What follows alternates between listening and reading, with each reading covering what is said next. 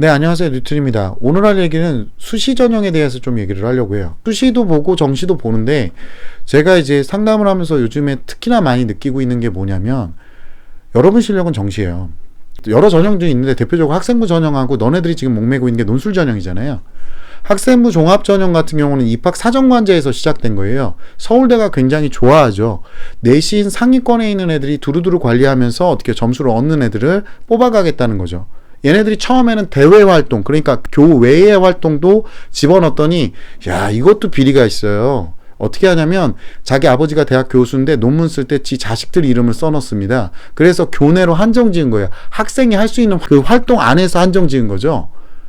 그런데 어쨌든 학생부 종합전형 자체도 너무나 과중해요. 근데 이게 입학 사정관제에서 지금 바뀌게 된 거고, 어쨌든 그거는 그나마 실력이거나 아니면 집안에 서포터가 좀 있으면 여러 가지 할 수 있다고 봐요. 그건 둘째치고, 논술 전형 같은 경우가 문제가 되는 게 뭐냐면, 논술 전형 저한테 상담하실 때 보면 억울합니다. 저는 학원에서 칭찬도 받았어요. 학원 선생님이 교수님 아닙니다. 학원 선생님 교수님 아니에요. 여러분 어떻게 하는 거예요? 논술 전형 쓰면 어떻게 해요? 선생님이 채점해요? 교수님이 채점하잖아요. 그것도 자기네들끼리 어떤 기준을 공유한다고는 하는데 한 가지만 알아둘게요. 기준 공유해도 주관적일 수밖에 없어요. 그래서 너네 내신하고 섞어서 논술 딱 봐가지고 딱 붙는 애들 보면 기가 차는 애들도 가요. 어떻게 저길 갔지? 이런 애들도 있어요. 그러니까 이게 어른들이 잘못한 거예요. 이렇게 뽑으면 이게 뭐 다양성을 인정한다고 하는데 제가 봤을 때는 획일적인 기준에서 벗어나는 순간 애매모호한 기준으로 들어가요. 그러니까 쟤는 왜 붙었는지 모르게 되는 거죠. 얘는 왜 떨어졌는지 모르게 돼요. 그러니까 얼마나 억울하겠어요. 그러니까 애들이 재수하는 거죠. 얘네들 1년 이렇게 날리면 안 되는데 우수한 친구들이 재수를 합니다. 처음부터 노력하지 않고 이런 논술만 보고 있는 친구들도 가끔 생겨나고요. 얼마나 불쌍한 거예요. 그러니까 한 가지 알고 계셔야 될 게 여러분의 실력은 정시 때 나오는 실력이에요. 논술 전형에서 떨어져서 억울한 거 알겠어요. 마음 아픈 것도 알고 있고 저도 가슴이 아파요. 그런 얘기 들을 때. 근데 어른들이 이런 제도를 만들어 놓으니까 뭐가 문제가 되냐면 아이들이 논술 전형만 보고 최저만 맞추면 간다 이런 개념으로 가는 거죠. 그러니까 나중에 어떻게 해요? 정시 점수 개판 5분 전으로 나오는 거죠. 그러고 나서 어떻게 하면 제가 이번에 준비를 안 해서 그러니까 정시도 준비하고 저 이번에 다시 하겠습니다 라고 하는데 한 가지만 생각할게요. 너네들 논술 전형 때 놓쳤던 그 학교들이 너네 실력이 아니라는 거예요. 너네 실력은 지금 정시 때 그 망쳐놓은 점수가 너네 실력인데 거기서 오르면 1등급씩 오르는 거고요. 또 예외성은 나와요. 예외성인 분들 보고 와가지고 막 아니거든요 막 이러는데 저 되게 많은 애들을 봤죠. 보통 1등급 정도 오르는 경우가 이제 평균적으로 올랐다는 애들이고 보통은 거의 그대로 있거나 1등급씩 떨어져요. 정말 희한하게 한 등급이 뭐가 팍 떨어져요.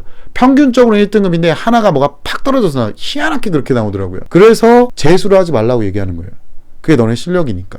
이렇게 얘기하면 굉장히 가슴이 아픈 거예요. 저도 말하면서 가슴이 아픕니다. 아픈데 재수를 할 거면 요걸 좀 더 생각을 해보시라는 거예요. 내가 과연 수시 전형으로 뭔가 요행을 바라고 있느냐. 이거 로또잖아 솔직히 로또예요. 근데 요행을 바라고 있느냐 논술 전형으로 아니면 정시 때 점수를 올리려고 하는 차라리 정시 때 점수 올리려는 게 더 현실성이 있어요.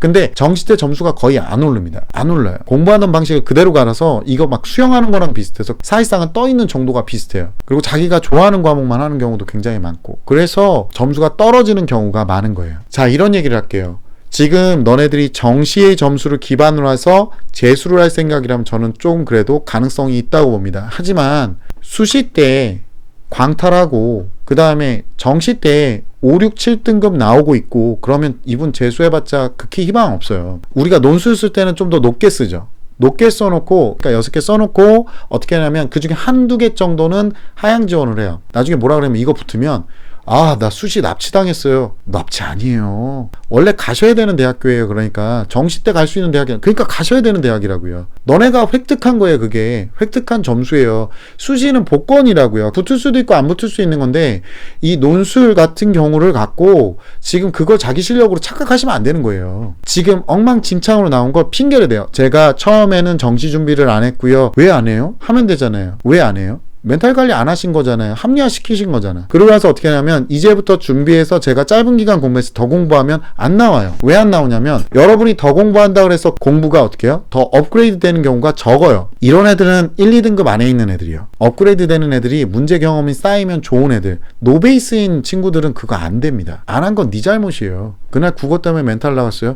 국어 때문에 멘탈 나갔는데 뒤에 거 연달아 틀리면 그거 미친 생각이죠. 생각을 해보세요. 그게 핑계가 됩니까? 그러면 이번 시험 나가리 그딴 멘탈 갖고 무슨 재수를 합니까? 다음번에도 똑같은 짓을 해요. 앞에 시험 망치면 아 망했다. 뒤에 것도 연달아 망하는 거죠. 여러분 실력은 정시예요. 여러분의 실력은 정시 때 나오는 실력이에요. 여러분 열심히 해서 멘탈 강하게 더 좋은 결과 나오셨으면 좋겠습니다. 다음 시간에 뵐게요.